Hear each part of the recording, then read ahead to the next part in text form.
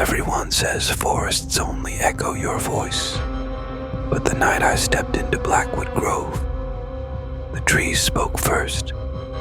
They whispered my name, laughed with my brother's voice, and told me things I had never said out loud. That was the night I learned. The forest doesn't wait for you to speak. It answers what you're most afraid to hear. Blackwood Grove had always been the kind of place kids dared each other to enter, but no one really did. It wasn't that the trees looked any different. Pines twisted together, branches sagging like old arms. But something about it had a weight, a heaviness that pressed down on you, even if you just stood at the edge. I had stood there many times before, usually with Jake by my side. He'd laugh, throw a rock into the shadows and say, "See, just trees. Nothing's waiting in there." And then he'd grab my shoulder and make a fake ghost noise until I shoved him. But now, Jake was gone. 2 weeks missing. 2 weeks of cops writing him off as just another runaway. 2 weeks of my mother staring at the door like maybe I'd just walk back in with mud on his shoes and a stupid grin on his face. Only I knew better. Jake didn't run. He wasn't built like that. He was stubborn, grounded, a pain in the ass sometimes. But he didn't just vanish. And I had to find him. So there I was, standing in front of the rusted "No Trespassing" sign, nailed crooked into a pine, flashlight in my hand, Jake's old hoodie stuffed in my backpack. Midnight pressed down heavy and cold. The road behind me was empty, not a single car in sight. The forest loomed. I stepped in. The change was instant. The moment my boots touched the forest floor, the world muffled. Not quiet like a normal night with distant crickets and owls. This was a silence that felt alive, a silence that pressed against my ears like being underwater.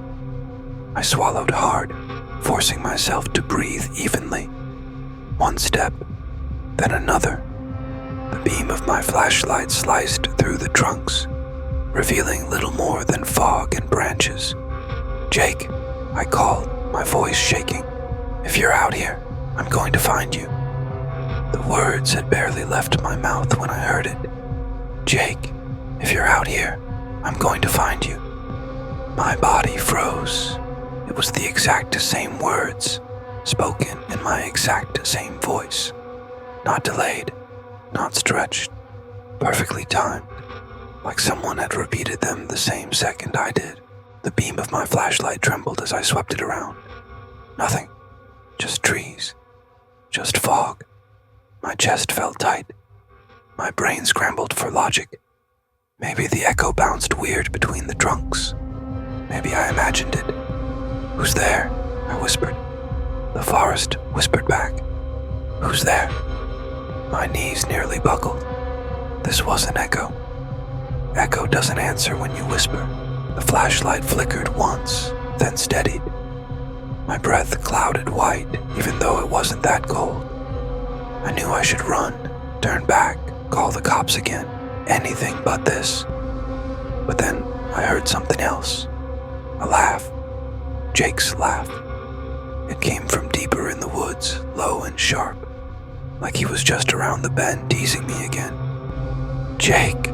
I shouted, this time with more force. My voice cracked. The trees groaned. And then, Jake. Not my voice, not Jake's voice. Something lower, hungrier. Every instinct screamed at me to run, but my legs carried me forward, deeper into Blackwood Grove, chasing the laugh, chasing the echo, chasing the possibility that my brother was still alive. As I walked, I started to notice the strangest thing. The forest wasn't just repeating me anymore. It was leading me.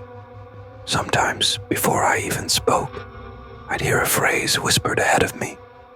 And when I finally whispered it, it was like the forest had been waiting, mocking, knowing what I'd say before I said it. "Turn left," a voice hissed, and without realizing, I did. I didn't want to look back, but the sound made me freeze in my tracks. It wasn't just the forest moving anymore. It was the forest calling. At first, I thought it was the wind playing tricks with the branches, but the longer I listened, the clearer it became. The whispers weren't random. They were words. "Come closer." My heart pounded. I grabbed Emily's wrist. "Did you hear that?" I whispered. Her eyes darted around, wide and terrified. "Tell me you heard it too. Please tell me I'm not losing my mind." The trees swayed, though the air was completely still. The trunks creaked like bones shifting. Leaves rattled, forming a rhythm. Then, in the darkness between two massive oaks, I saw something. A shadow. Tall. Leaning. Like it was waiting for me. I took a shaky step back. But the voice came again, this time louder. Not from the trees, not from the shadow, but from the ground itself. "Stay." Emily squeezed my hand so hard, I felt her nails dig into my skin. "We need to leave. Now." We turned and started running, branches snapping against our faces, roots clawing at our ankles. But no matter how far we pushed, the forest didn't let us out. The path bent in impossible ways, circling us back to where we started. And there it was, the same clearing, the same crooked oak in the middle. But now, something was different. Carved deep into its bark was a single word. My name, the name carved into the oak, burned itself into my mind. Each letter looked freshly cut, as if the tree had been waiting for me, sharpening its bark to whisper it out loud. Emily stumbled backward, nearly tripping over a root. "Tell me you didn't do this," she hissed. "How could I?" My voice cracked. "I've never been here before." The forest disagreed. A low groan rumbled from the oak, like wood splitting under pressure. The branches arched downward, not swaying but bending, reaching toward us like arms. Emily clutched my sleeve. "It knows you. Why does it know you?" The whispers rose again, dozens of voices speaking at once, overlapping, choking the air. "He belongs here. He has returned. Don't let him leave." I grabbed Emily's hand and yanked her toward the opposite side of the clearing. But the moment we stepped past the tree line, the ground softened beneath us. Not like dirt, not like mud, like flesh. I froze as my shoe sank into the earth. The soil pulsed, rising and falling in a steady rhythm, like a heartbeat. Emily screamed. She was sinking too, her legs swallowed to the knees. I pulled her, but the forest pulled harder. The roots around the oak began writhing, slithering across the ground like snakes. One root coiled around her ankle. Another brushed against my calf. I yanked and kicked, my throat raw from shouting. But the more we struggled, the tighter they held. Then, from the hollow of the oak, something stepped out. It wasn't a man. It wasn't even an animal. It was the shape of a body, made entirely from bark, moss, and shadows, with empty hollows where its eyes should have been. The forest wasn't just alive. It had a face. The figure tilted its head, wood cracking with the motion. And when it spoke, the sound didn't come from its mouth. It came from every tree in the forest. "You shouldn't have answered when we called." The figure stood in front of us, motionless yet alive. Its wooden body creaked with every small shift, as if the forest itself was breathing through it. Emily's nails dug into my arm. She whispered, "Don't move." But the thing already knew we were there. its hollow sockets locked onto us, empty and endless, like the forest had carved eyes just to stare. The whispers grew sharper, piercing, echoing in my head, until I couldn't tell if they were outside or inside me. You belong here. You are marked. Return to the roots. My chest tightened. I could barely breathe. Then, before I could stop myself, I spoke. I've never been here before. You're wrong. The figure twitched, as if my words irritated it. From the hollow in its chest, something moved. A bundle of roots writhing like veins. One slithered down its arm, stretching out toward me. Emily yanked me back, shouting, "Run!" We stumbled through the trees, roots snapping underfoot, branches clawing at our faces.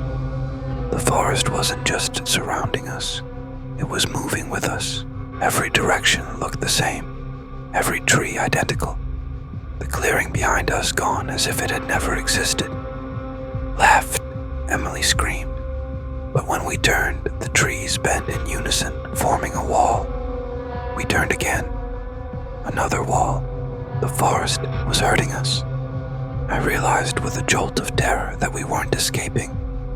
We were being guided. Ahead, a faint light glowed between the trees. Not the soft shimmer of moonlight, but a cold, green glow, pulsing like the veins in the figure's chest. Emily panted, "Don't go toward it." But the roots behind us lashed forward, whipping at our legs, forcing us to move. We stumbled into another clearing, smaller this time. At its center lay a massive pit in the ground, lined with roots that twisted like rib cages. The green glow poured out of it, and with it came a sound. It wasn't whispers anymore. It was screaming. Thousands of voices crying out from deep underground. I staggered closer, unable to stop myself, the sound vibrating through my skull. My name, rose above the rest, repeated over and over. Emily grabbed me, shaking me violently. "Don't listen. It's trying to pull you in." But I couldn't look away. Faces shifted in the glow. Human faces pressed against the root-lined walls of the pit. Their mouths open wide, their eyes empty. And then I saw one face that froze me in place. It was me, a perfect reflection, twisted in agony, lips moving with the chant of my name. Emily screamed again, this time not at me, but behind me. The hollow figure had followed. Its wooden frame towered above us, head tilted, arms stretching wide. From its chest, the green light spilled out brighter than ever. And this time, it spoke in one clear voice. "You are not leaving. You were never meant to." The hollow figure loomed above me, its body splitting at the seams, green light spilling from its chest, like fireflies escaping a coffin. Emily clung to my arm, her voice shaking. "We have to fight it. Do something." But what could I do against a forest? Against a thing made of roots and shadows? The pit behind me screamed louder, pulling at my mind. My reflection inside it clawed at the root walls, mouthing words I couldn't hear, but somehow understood. Join me. Complete me. My legs moved without my command. I was stepping closer to the pit. Each footfall sank into the earth, like it welcomed me home.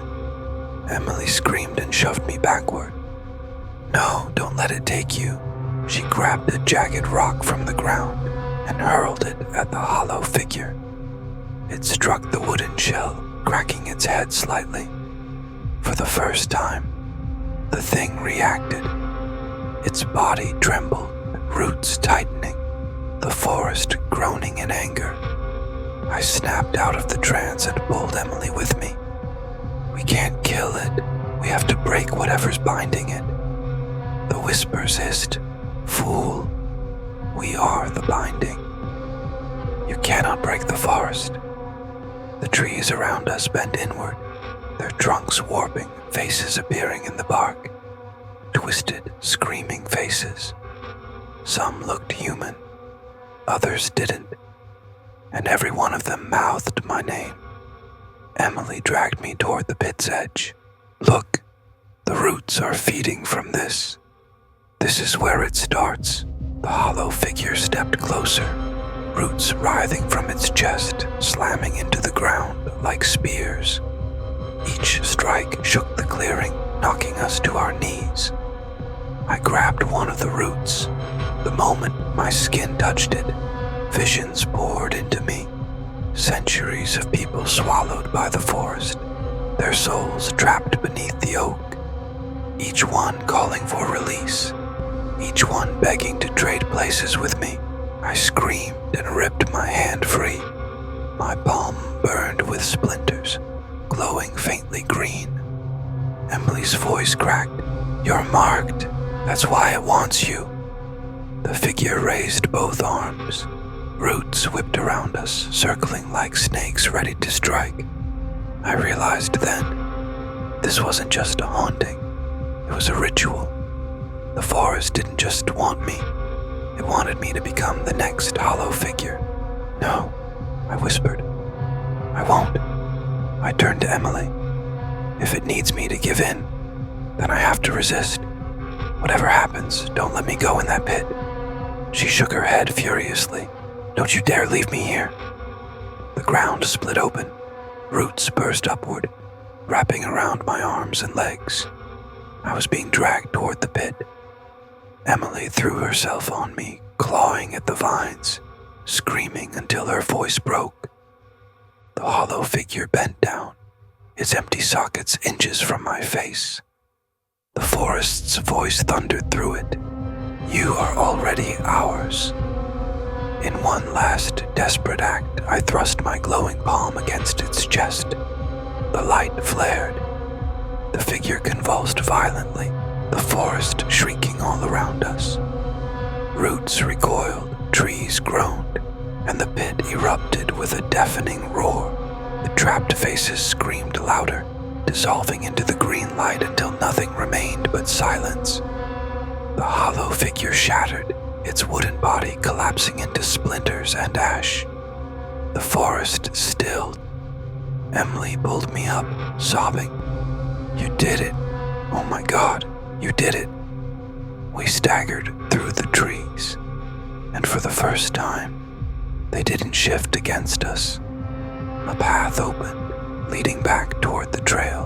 When we finally broke free of the forest, the night air hit like a cold wave. Stars glittered above, silent, uncaring. We didn't speak the whole walk back to the car, but as I reached for the door handle, my hand froze. The green glow was still there, faint, pulsing beneath my skin. From deep inside the forest, I heard it again. My name.